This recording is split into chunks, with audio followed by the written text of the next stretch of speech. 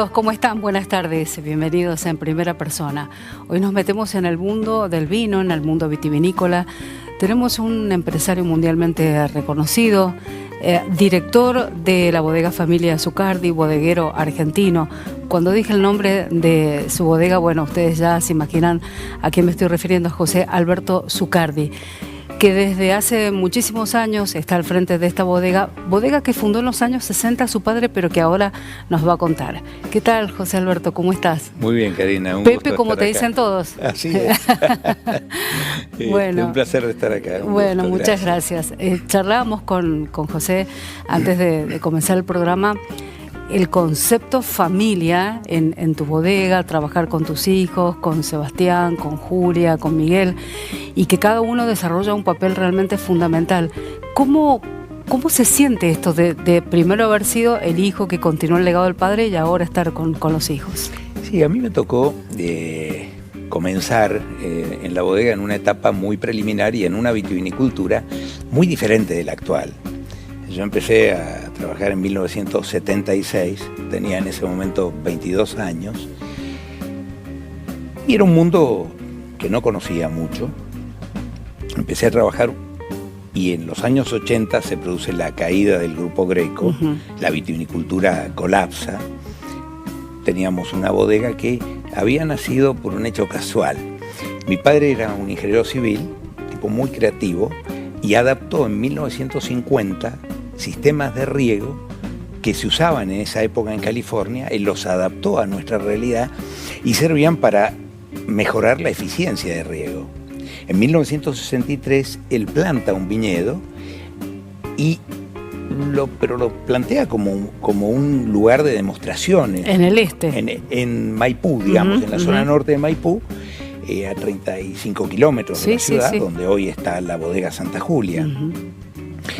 Y él empieza con ese viñedo, pero su objetivo era hacer un showroom, mostrar su sistema de riego. Él decía, es una herramienta, si bien utilizada funciona bien, tengo que demostrar. Y así nació. Él descubrió su segunda gran vocación, que fue la agricultura. Empezó con una bodega trasladista. En aquel momento se hacían vinos a granel que se vendían a otras bodegas, vinos muy básicos. Era la vitivinicultura de aquel momento. Se consumía mucho vino, pero de niveles de calidad muy bajos. En 1980 se produce una crisis terminal de la vitivinicultura. Además se pierden muchísimos viñedos. En esa década de 1980 a 1990, la vitivinicultura argentina pierde un tercio del viñedo. Tremendo. De 330.000 hectáreas, en 10 años se arrancan 110.000. Muchísimo. A mí me toca en ese momento hacer un cambio muy importante, que es poner la bodega en el mercado. Primero en el mercado nacional y después en el mercado internacional. Pero antes de llegar a eso, ¿siempre te interesó el mundo del vino? Porque como bien contás, tu papá no venía del mundo de la vitivinicultura, sino que fue a partir de su obra de riego. Y es como que empieza a mutar su profesión de ingeniero civil a la vitivinicultura. Tuve un comienzo, porque yo fui al Liceo Agrícola de la Universidad Nacional de Cuyo, donde salíamos, en un colegio de 6 años, salíamos agricultores, enólogos.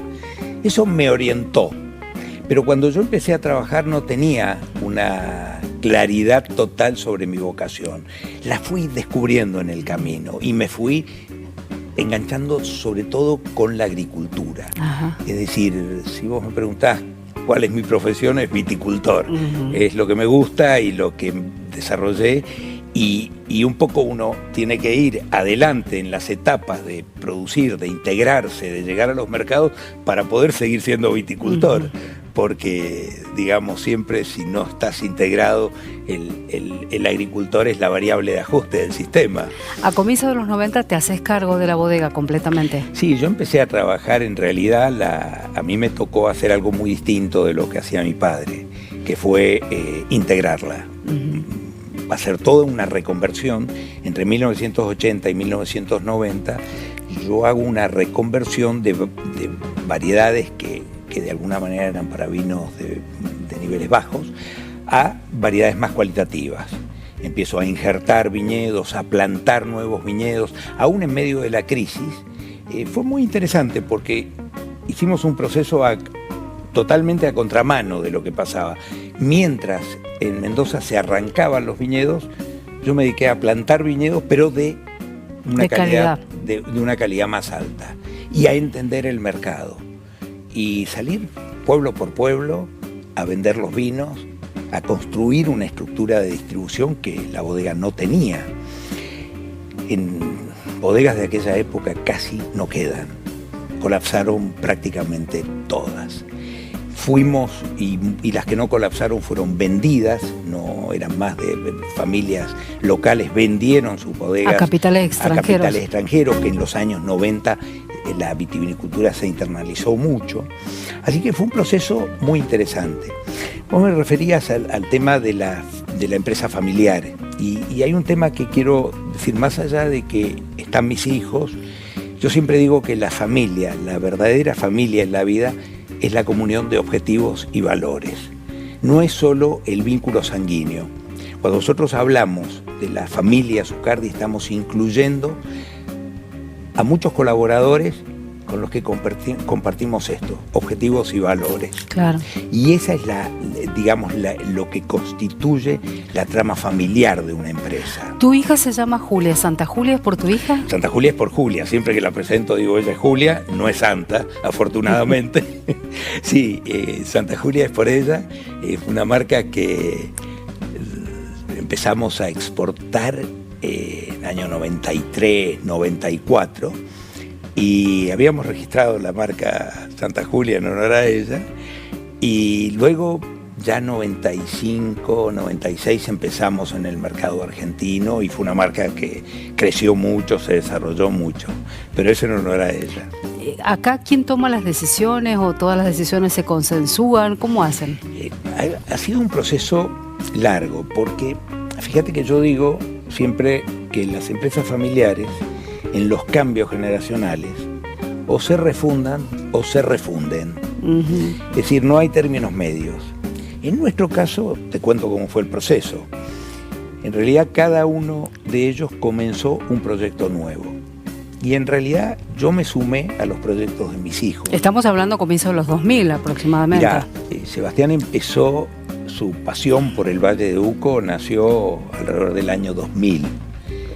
Sebastián fue también, y Miguel también, fueron los dos al Liceo Agrícola, y en el último año Sebastián hizo un proyecto de espumantes, método tradicional, método champenois, y al año siguiente vino a la bodega, me dijo, quiero hacer con 3 amigos un espumante. Le dije, mira, mucho no te puedo ayudar, yo nunca hice espumantes, pero ahí está la bodega y adelante. Ahí Sebastián empezaron con un proyecto que hoy existe todavía y claro, que lo desarrollamos, que es Alma 4. Uh-huh. Buscando uvas con mayores niveles de acidez, más adecuadas para hacer espumantes de alta calidad, empezó a trabajar en el Valle de Uco. Y lo primero que me planteó, me dijo, sería bueno ir a cultivar al Valle de Uco. Nosotros en ese momento estábamos en Maipú y en Santa Rosa. Digo, mira, no me da, me acuerdo las palabras, dije, no me da el cuero, porque en realidad estaba tan ocupado con tantas cosas. En aquel momento estábamos empezando a desarrollar el mercado internacional, yo viajaba más de 120 días al año. Dije, no me da el cuero, pero hicimos un trato. Él empezó a conocer el Valle de Uco. Mientras estudiaba, él compraba uvas de distintas zonas, vinificaba, ya era enólogo, entonces fue descubriendo y fue claro, conociendo. Y cuando terminó la facultad, se fue a trabajar a Francia durante algunos meses, y cuando volvió ya habíamos comprado una parcela en Valle de Uco, y ahí empezó Sebastián con el proyecto que hoy, digamos, ha escalado y ha crecido mucho, pero fue él el propulsor. Era casi impensado imaginar viñedos a altura. Bueno, en ese momento, porque se produce una cosa muy interesante, cuando empiezan los sistemas de riego por goteo, podemos empezar a trabajar a mayor altura. Y en ese momento había ya una corriente hacia el desarrollo en distintas zonas de Valle de Uco. Así que fue todo un proceso, digamos que una cosa fue llevando a la otra, y ya una vez que, digamos, Sebastián se recibió y siguió con esto, fuimos plantando distintos viñedos. En 2013 empezamos a construir Piedra Infinita, que la terminamos en 2016, y fue todo un proceso que es muy importante, porque no solo fue cultivar en Valleduco, sino cambiar un concepto, hablar del terroir. En aquel momento no se hablaba de vinos de terroir, se hablaba de vinos varietales, y no era tan importante el tema de las regiones. Claro. Empezamos a enfocarnos en regiones específicas, pero mucho más que eso, en la búsqueda de la historia geológica de la formación de los suelos y la determinación de todo digamos, de distintas parcelas, y de vinificar las uvas respetando ese origen y esa diversidad maravillosa de suelos que tenemos en una zona como el Valle de Uco. Y me gustaría que cuentes esto de Tierra Infinita por la cantidad de piedras que hay en la zona, que son fue una anécdota muy bonita. Sí. Empezamos a trabajar esa propiedad, esa finca que le llamamos Piedra Infinita. Era una finca con muchísima piedra en superficie. Es más, dudamos si comprábamos la tierra o no por la cantidad de piedras que había. Sebastián me dice, mira, calculado vamos a sacar unos 300 camiones de piedra que vamos a poner al costado de la propiedad. Empezamos a sacar y sacamos más de 1000 camiones de piedra. Nunca se terminaba. No, claro. Y en ese proceso, una amiga periodista mendocina que vivía en Buenos Aires en ese momento, Fanny Polimeni, nos trajo digamos, nos preguntó si conocíamos el poema Piedra Infinita de Jorge Enrique Ramponi, un mendocino que había escrito un poema maravilloso allá por los años 40. Y decidimos llamar al viñedo Piedra Infinita en honor a este poema. Claro, maravilloso. De hecho, cuando inauguramos la bodega, el regalo que hicimos a la gente que nos acompañó fue la tercera edición del libro Piedra Infinita, que además lo ilustró un gran artista mendocino que es Carlos Alonso. Claro, y esa es la bodega donde tienen las puertas diseñadas por Rosas. Claro, la puerta principal de la bodega la hizo Roberto Rosas, un escultor maravilloso. Es una bodega que tiene una característica muy interesante: todo está hecho por mendocinos. Proyecto, la construcción, la dirección técnica, todas las obras de arte que hay en la bodega. Hay un cuadro de Carlos Alonso, hay una escultura de Guillermo Rigatieri, la puerta de Roberto Rosas, es decir, el arquitecto, un mendocino que fue Fernando Raganato. Es decir, todo lo hicimos mendocinos, y para nosotros es un verdadero motivo de orgullo. Y la bodega está muy vinculada a este concepto que te decía de los vinos, al concepto de terroir. La bodega está construida con materiales del lugar y es un proyecto hecho para ese lugar. Es decir, las formas de la bodega tratan de parecerse a la montaña. ¿Esa es la bodega que durante 3 años fue elegida la mejor bodega del mundo? Sí, World Best Vineyard 19, 20 y 21. Sí, es un caso único porque es la única bodega que ha sido elegida 3 años ya consecutivos. Está lanzada. Ahora en estamos el Hall de la Fama. En el Hall de la Fama. Ya no participamos, de hecho la premiación del año 22 se hizo en la bodega, vino gente de todo el mundo y ya a partir de eso no participamos en el ranking.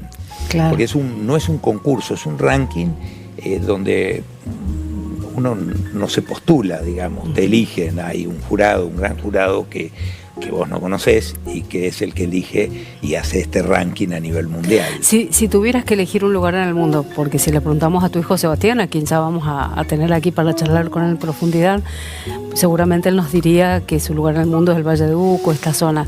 ¿Cuál es tu lugar en el mundo teniendo en cuenta que tienen estas fincas, la de Maipú, la de Santa Rosa, todos estos desarrollos en el Valle de Uco? Yo te diría que Mendoza es mi lugar en el mundo. ¿Cualquier punto de Mendoza? Sí, es una provincia con cosas muy interesantes. Obviamente el Valle de Uco es maravilloso, pero Mendoza tiene muchísimas cosas. Hemos trabajado el desierto en Santa Rosa y da cosas muy interesantes. estamos haciendo cosas en distintos lugares de Mendoza y siempre encontrás un enorme potencial por desarrollar. Tal cual, tal cual. ¿Y cómo se les ocurrió esto de el enoturismo, sumar todo lo que es la hospitalidad a cargo de tu hija y también el desarrollo de los aceites de oliva maravillosos? Te diría que fue un poco como el proceso del Valle de Uco, donde Sebastián comienza ese proyecto, donde yo me sumo a su proyecto. Nos pasó algo parecido con el aceite de oliva. Miguel estaba todavía en el Liceo Agrícola y un día ve un curso de degustación de aceite de oliva. Consulta, me dice, ¿qué te parece? La verdad que maravilloso el aceite de oliva, producto maravilloso. Yo no sabía nada de aceite de oliva. Teníamos 9 olivos en el jardín de la bodega, eso era todo nuestro patrimonio olivícola. Miguel empezó a estudiar, en ese proceso empezó a estudiar ingeniería, ingeniero agrónomo, se fue a Italia, hizo algunos cursos en la Universidad de Roma, trabajó personalmente en algunas almazaras, es decir, vivió desde adentro la olivicultura europea.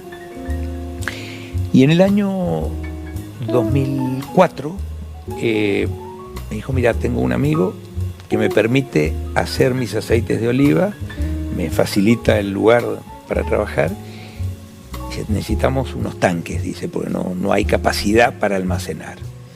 Bueno, ese amigo tenía mi edad, Armando Mansur de Rivadavia, que realmente le facilitó muchísimo el camino, y Miguel empezó en 2004 con 3 aceites de oliva, donde aplicó un poco los conceptos del vino: variedad, año de cosecha, región, punto de madurez. Muchas de las cosas que son como naturales en el vino no se utilizaban en el aceite de oliva. Claro, claro. En ese momento el aceite de oliva era como un commodity, un aceite más entre los aceites de semilla, cuando la realidad es que es un producto maravilloso con que múltiples propiedades para la salud. Totalmente, ya los griegos lo sabían, sí, los romanos lo sabían, y es un producto hecho por la naturaleza. Así que allí empezó Miguel con este proyecto desde una escala muy pequeñita, con mucha decisión de evangelizar respecto del aceite de oliva y de sus propiedades. Y la verdad que ha hecho un trabajo maravilloso. Nos acordábamos, días pasados Miguel cumplió 42 años, y recordábamos que desde el lanzamiento de su primer aceite habían pasado 21 años, así que tenía la mitad de su vida consagrada. Y él decidió el nombre Suelo. Sí, bueno, fue un proceso que hicimos siempre en la familia y demás, y utilizamos la Z, obviamente, la Z de Zucardi, claro, sí, sí. Y el proceso de Julia fue parecido. Nosotros habíamos empezado con enoturismo en el año 2001. Habíamos decidido, y yo me había embarcado en un proyecto de desarrollar un centro de visitas en la bodega Santa Julia. Esto lo terminamos para noviembre del 2001. Imagínate, empezó la crisis del 2001, yo me miraba al espejo y decía, no puedo ser tan tonto, acá no va a venir nadie. Y fue todo lo contrario, es decir, la crisis del 2001 derivó en una enorme devaluación que fomentó el turismo internacional, que no existía para Mendoza. Claro. Y las bodegas empezamos a hacer degustaciones. Un lugar que motivaba a la gente a venir. El vino tiene esta maravilla que es mucho más que el vino, que es una experiencia. No, además se puso de moda hacer bodegas bonitas en lugares bonitos y lugares que invitaban a algo más que ir a probar solamente el vino, ¿no? Nosotros empezamos con un centro de visitas que estaba en una sala de barricas y construimos unas salas de degustación, y fue un proceso natural, la gente quería quedarse a comer. Y entonces empezamos en una casita que teníamos en la finca, un pequeñísimo restaurante. Entonces 2002, imagínate la crisis de Argentina en aquel momento. Terrible. Creo que fue 2003, empezamos, inmediatamente vimos que había una demanda y que era interesante. Empezamos a construir un restaurante que se llama Casa del Visitante, que abrió en 2004, en mayo del 2004, y fue el primer restaurante de bodega en la zona rural de Mendoza, porque ya existía 1884 de Francis Mallmann, que estaba en la bodega de Corihuela, pero estaba en una zona urbana. Nosotros hicimos lo que fue el primer restaurante de bodega en la zona rural, un restaurante que trabaja a mediodía sobre todo, porque digamos, está rodeado de viñedos y muy conectado con el viñedo. Bueno, y fue un proceso donde Julia empezó a sumarse a partir de esta digamos, experiencia turística. Ella en ese momento estudiaba idiomas y otras cosas, entonces hasta que en 2008 se sumó 100% al proyecto, donde también trabajaba y había tenido un rol muy interesante mi madre, Emma. Emma era una mujer que, bueno, con mucha vitalidad, una persona extraordinaria, ¿no? Y Julia tomó un poco las riendas del tema de turismo, después creó Pan y Oliva, un restaurante de comida mediterránea ligado a la planta de extracción de aceite, a la Almazara. Luego abrió Piedra Infinita, bueno, y le fue dando a esto, pero de nuevo, yo me sumé a los proyectos. ¡Qué maravilla! Y luego hubo un proceso cuando cada uno de ellos tenía una vocación definida y un proyecto en marcha.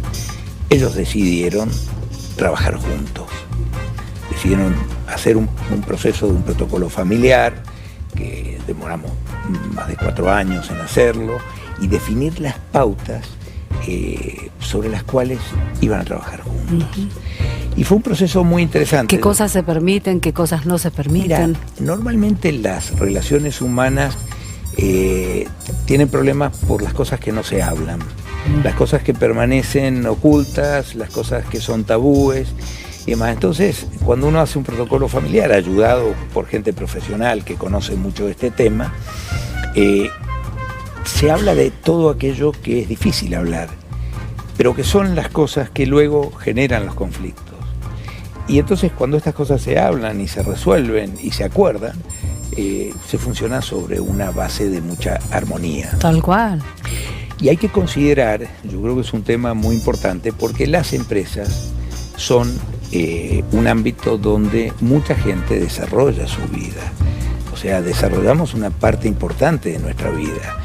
Entonces, más allá de que la propiedad pueda ser de una familia o pueda ser de una persona, en realidad la empresa es un hecho colectivo, donde mucha gente aporta para que la empresa pueda existir. Claro, aporta ideas, aporta sueños, aporta tiempo. Mucho trabajo, claro. Mucho trabajo para que las cosas se puedan llevar adelante.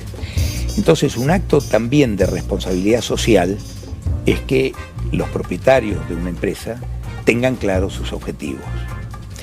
Nosotros trabajamos muy enfocados hoy en 4 pilares. Pero te remarco una cosa, la decisión y el rumbo de la empresa fue marcado por la nueva generación. Y si todo va bien en la vida, yo me iré antes que mis hijos. Cuando el orden natural se cumple, es muy interesante y es muy bueno. Entonces, las decisiones las tienen que tomar las personas que van a continuar.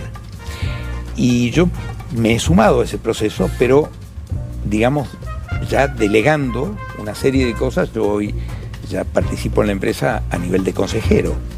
Es decir, digamos, me encanta lo que hago, me encanta trabajar, me encantan los viñedos, me gustan los proyectos nuevos, pero hoy la bodega ya desde hace bastante tiempo está manejada por mis hijos y por un equipo profesional. Que tus hijos lleven adelante todos estos proyectos, bueno, me imagino que te da orgullo, pero ¿crees que es por el ejemplo familiar o...? Mira, yo creo que, te decía que las familias son objetivos y valores. Siempre en nuestra familia hubo una pasión por lo que hacemos y hubo mucho trabajo involucrado. En esta etapa definimos 4 pilares que de alguna manera hacen a lo que hacemos en el día a día en la empresa. El primero es siempre crecer en calidad. Calidad de los productos que hacemos, pero también calidad de la forma en que lo hacemos. El segundo punto, innovar. No solo seguir tradiciones, sino innovar. Estamos en un mundo cambiante y con circunstancias que hace falta creatividad y hace falta innovar. El tercer aspecto, cuidar el medio ambiente. Hacemos una actividad de base agrícola, producimos uvas, producimos aceitunas, necesitamos cuidar el medio ambiente, que los que vengan detrás nuestro encuentren por lo menos las mismas condiciones con las que nosotros hoy trabajamos, si es posible mejor. Y el cuarto aspecto, ser útiles a las comunidades donde trabajamos. Ahí quería referirme, bueno, la nombraste a tu madre, Emma Cartelone, que hizo un trabajo comunitario maravilloso en la zona de Maipú y que lo ha continuado tu hija. Contanos un poco cómo fue todo ese trabajo. Mira, nosotros pensamos que el vino, y en el caso del aceite de oliva, en las calidades que nosotros trabajamos, tienen dos ingredientes fundamentales: el lugar y la gente, o la gente y el lugar. Ponelo en el orden que te parezca, pero ambas cosas son indispensables.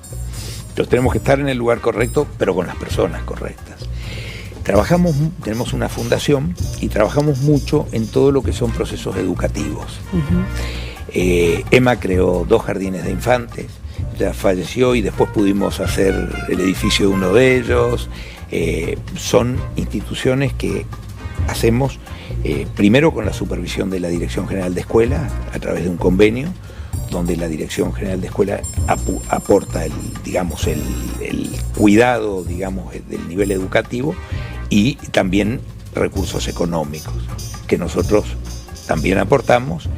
Y se crearon 2 jardines de infantes, 2 talleres de costura, para que aquellas mujeres que no podían trabajar en el viñedo se volvieran en pequeñas emprendedoras y pudieran desarrollar actividades, uno en Maipú y otro en Santa Rosa, 2 gimnasios, y una cosa muy importante, aulas para que estudien los adultos. Nosotros hoy tenemos un programa de educación secundaria hecho con la Dirección de Escuelas, lo que se llama un CENS, y allí estudia la gente en 3 años, pueden tener el título secundario. Maravilloso. Y tienen que trabajar parte presencialmente y parte lo hacen en sus casas. Y es muy interesante, fíjate que ya en el año 2021, empezamos con 2018 con esto, 2021 se recibieron 62 personas, en el 2024 fueron alrededor de 60 y ya hay otro grupo de más de 70 que se están preparando para el 2027. Maravilloso. Dentro de estos grupos mayoritariamente están nuestros trabajadores. Nos hemos propuesto que toda nuestra gente tenga educación secundaria. Entonces, la parte presencial la hacen en horarios de trabajo, con horas pagas, y no hay discusión. Ponemos un poquito de fuerza para que estudien y se reciban. ¡Qué bien! Y luego la parte, en sus casas, la continúan. Y yo creo que pasan cosas muy interesantes, porque muchas veces hombres y mujeres grandes que no han tenido la oportunidad de estudiar, empiezan a estudiar y son sus hijos los que los ayudan. Y la verdad que hemos hecho 2 colaciones cuando han terminado los 2 ciclos en el 21 y en el 24, y emociona ver a las familias, a los trabajadores que han terminado con mucho orgullo su educación secundaria, y las familias acompañándolos. Qué lindo. Y demás. Bueno, y esto por supuesto que está en línea con este objetivo cualitativo.